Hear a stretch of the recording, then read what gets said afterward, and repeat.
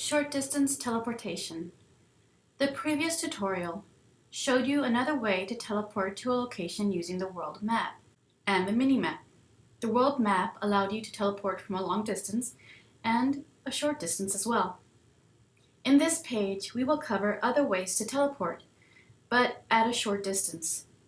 Running and flying may be fast, but teleporting is even faster. Teleporting by double-clicking on the ground. You can change your settings so you can teleport short distances around the area you are in by double-clicking on the ground. But we need to change the setting in order to do that.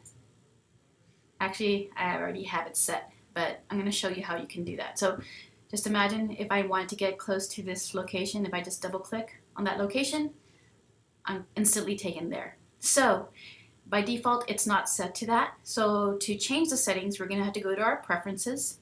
On the top menu, left-hand side, select Avatar or me. I'm using Firestorm, so I'm selecting Avatar. Then Preferences. And if you're in the General tab, you want to move or select the Move and View tab. For Second Life Client, you're going to have the app option here at the bottom. But for Firestorm, you're going to have to select the Movement tab. Then scroll down to where it says Double-click on Land. I'm going to select the drop down because by default it should say no action. I'm going to select it and then select teleport to click point and then click apply. Once that's done, I can go ahead and close this window and start teleporting. You need to remember also that the settings that you adjust here will not carry with you if you then move on to another computer. You need to change the settings there as well. Using coordinates to teleport to a specific location. Islands in Second Life are generally 256 meters wide to 256 meters long. And let me just click on the world map. And so each island here, 256 meters wide and long. That means that vector coordinates will go as high as 256 meters in any direction and as low as 0. Typically, you will find buildings and simulations not only on the ground, but also up in the sky and underwater. A coordinate is a position in 3D space represented in the form of XYZ. And so if you notice up here, 80, 86, 90, and 22, those are the XYZ coordinates for our islands. And this actually displays the current location that you are in, and this is my current location. The x-coordinate is the longitude, or east or west orientation.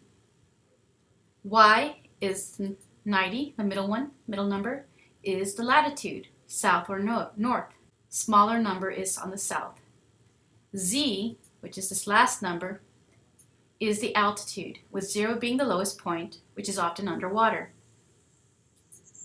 You can easily find vector coordinates at the top address bar, so which I showed you here. In Second Life though, it doesn't tell you the XYZ coordinates. You would actually have to click on it in order to activate the slurl. But Firestorm, it automatically shows you the XYZ coordinates, just to let you know. So they appear in parenthetical notation, unless you click on it.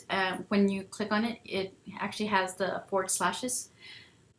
So as you can see, in my case, 86 is the longitude, the X, 90 is the latitude, which is the Y, and 22 is the altitude. You can see the number coordinates on the upper address bar, which I showed you. And if you are traveling in one direction, only one of the 3 vectors will move. So if, for example, notice my address bar, only the first vector, the X vector, is moving, the rest is staying the same. Another way to find coordinates is to find them using the world map. So if I click on World and then select World Map, notice the XYZ coordinates are here. So you can change the numbers to teleport quickly to a location. So for example, if I wanted to go to the edge, the edge, I'm going to type 256 because that's the highest or the furthest I can go. And when I press enter, I'm now at the end, well actually 0, because once you get to 256 it gets to the 0 point of the location. Let's say you have a scavenger hunt and you're told to go to a specific location and then add plus 4 meters, saying the location is 40 meters above you, I would take 40 plus 22 and then I would add them and I would change the number to 62. So then I would type 62, press enter. Whoa. Let me do that again. 62, and then press enter, and then I'm teleported above. Of course, there was nothing there was nothing above me, so I came back down to the ground. But if there was something above me, I would have been taken to that location. Just to let you know, because you're going to actually have a scavenger hunt for Module 2 to complete. So this concludes this tutorial on short distance teleportation.